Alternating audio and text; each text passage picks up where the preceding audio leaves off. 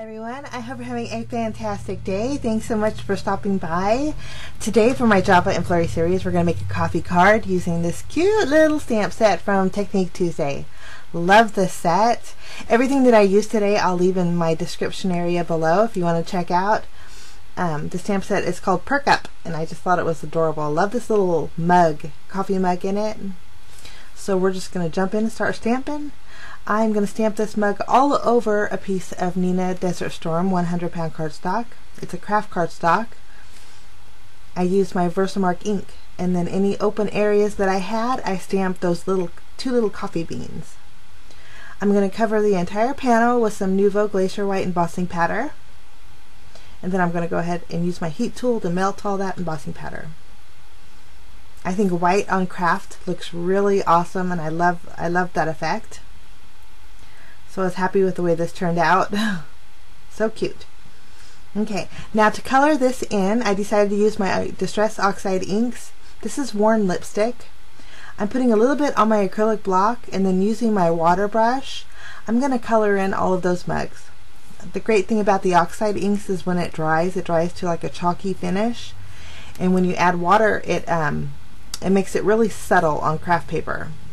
So I love the outcome of this. I'm going to go over all of the coffee mugs. And it's still a little wet. It will dry lighter than it's showing here. Once I have the mugs colored in, I'm going to go in with the same oxide inks, but this one is Vintage Photo.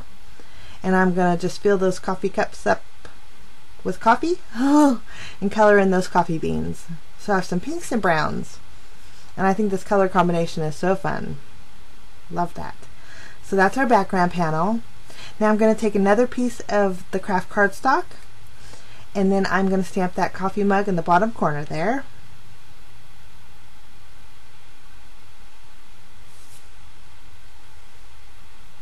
And then I also, in my stash, I have this embossable window plastic from Judkins. Now this is neat because you can emboss on it, obviously, but this is the first pack that I've ever bought, and I'm loving it. I really like it. I'm going to use my anti-static powder tool over the top of it, and then in the stamp set there is these little steam swirls. I'm going to stamp those on the acetate. I'm just doing the same thing as I did with my background panel and adding some white embossing powder, and also to my little acetate sheet here. I went ahead and heat set all that, and I did get it my heat gun too close, and I did warp it a little bit, but I'm going to end up cutting it out. So if it was too bad, I would have redid it, but it wasn't too bad. Okay, now I'm just going to color in this mug with the same inks that I had used for my background panel, but I'm going to intensify the color a little bit. I'm not going to add as much water to them. I want them to be a little bit more bold than the background panel. In the stamp set there's 3 different hearts. I'm going to stamp those using my Memento Rich Cocoa ink. I'm going to stamp the largest one 2 times, and then the 2 next sizes I'll stamp just once. And then I'm also going to grab 2 of the coffee beans and stamp those as well. Now I didn't use the oxide inks to color it in the hearts or the coffee beans. I used my alcohol markers. I just wanted more of a deep color. I wanted them to pop a little bit more on the card, so I used my alcohol markers to color those in. I just fussy cut everything out, and I wanted to show you how I'm going to cut out the acetate. I left it long on purpose, and I'm just fussy cutting around the steam swirls. And then when I get to the bottom of it, I'm continuing all the way down the sheet of acetate. So I have like a little tab on the bottom. This way I can adhere this little steam swirl to my coffee cup. I thought that'd be really fun, just have like a floating steam. I'm just going to use some dimensional adhesive to adhere that acetate to the back of my cup. And I love the way that looks. Okay, now we're going to do some die cutting. We're going to put this aside. I'm going to take the leftover craft paper, and I have a circle, stitch circle die here. I've wanted one that would fit my coffee mug, So that's going to work great. I'm going to cut that out, and then I have a large stitch rectangle die. This one is 4 inches by 5 1/4. I'm going to cut out my background panel.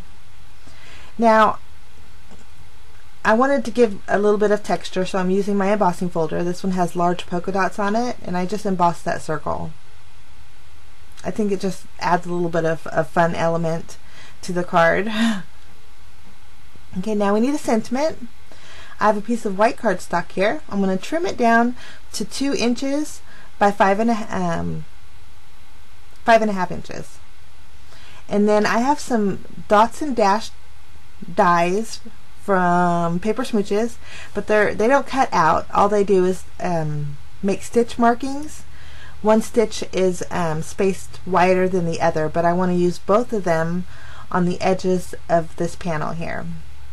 So I ran that through my Big Shot, so I have stitched a double stitch basically on both left and right side of this panel.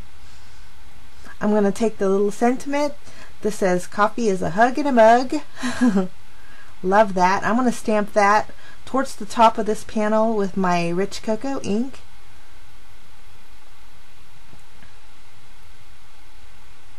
Love that.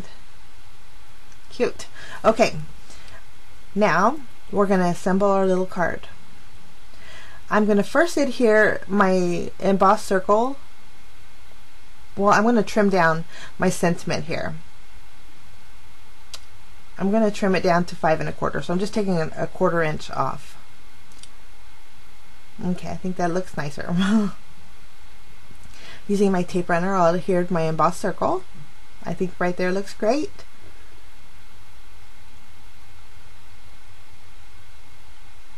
Okay, I'm going to flip my panel and my sentiment over, and I'm going to add foam tape to both of these.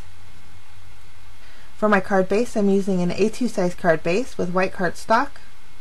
I'm just going to place my background panel on top of my card base, and then I'm going to place my sentiment towards the right of the card. I think that looks great there. Now I'm going to remove the backing off of my dimensional adhesive off my coffee mug and place that in the center of my circle. I just love that little floating steam. I thought that was so cute. Okay, now we're going to pop up our little hearts. I'm going to place 2 underneath the sentiment, and then using my Nuvo Deluxe adhesive, I'm going to adhere the smallest one directly on my that white sentiment panel there. And I did the same exact thing with the larger heart and the 2 coffee beans that are left. I'm going to place them to the left of the coffee mug on the bottom.